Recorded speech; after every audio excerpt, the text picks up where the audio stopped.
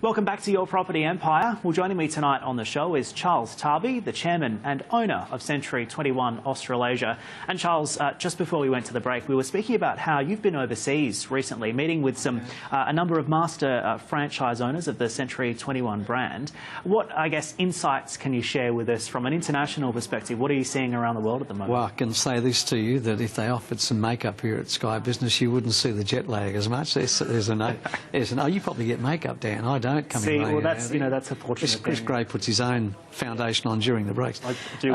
It's really interesting. Century 21 is a global organisation, and it is broken up into 73 different countries now. I bought the Australasian region 20 years ago off the US parent. And so I've been driving it ever since. But there are other regions around the world that are public companies, globally owned or privately owned, and we meet every 6 months to discuss the various marketplaces around the world and how we can progress the real estate industry and move it forward from a global perspective, because it is a global market in everything we do nowadays. So where were you on your most recent trip? Madrid. We had the meeting in Madrid. Lovely city, beautiful city. But I guess for me what was most interesting is listening to what other countries had to say. When you sit around the table and you listen to so many different views on real estate, you really do sit back and you think, I've got it made. Australia's got it made. When I talked with the guys in Central America, and you can go to an open for inspection in Central America, and if you pull up in a nice car in certain areas, you can be kidnapped. And I'm not kidding you, because you look like you've got money, and people can take you and move you on, and nobody's there to help you.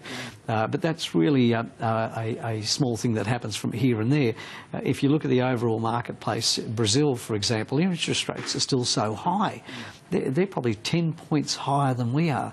If you talk to the guys in China, they go, we'd love to do more business, but the Chinese government is making it so much harder to do business in China in real estate, which is why so many of them are moving their money out.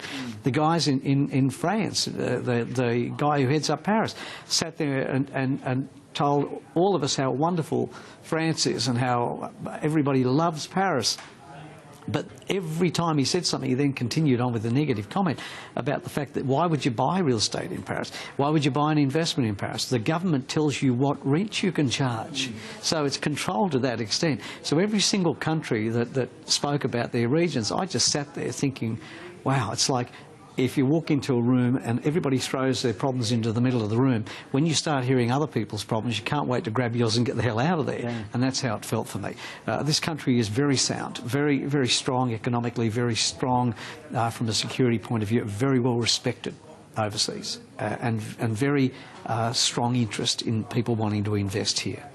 Have you found that one's culture influences their attitudes towards property? Here in Australia, we say we absolutely love property. We love quarter-acre blocks and big houses and big backyards with pools. And is that different to overseas? In a lot of parts of the world, yes, because it's difficult to own property. You actually don't own the freehold the same way we do in some countries. It's a leasehold.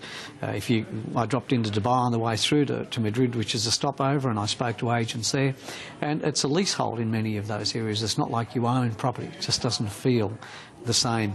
And the ease of ownership is an issue. A lot of people don't also realise that Australia has the most advanced property title system in the world. The Torrens title system, which was developed in Adelaide, they're trying to implement that in parts of the world. Here in Australia, you don't have title insurance as much as you might in Europe or in the US.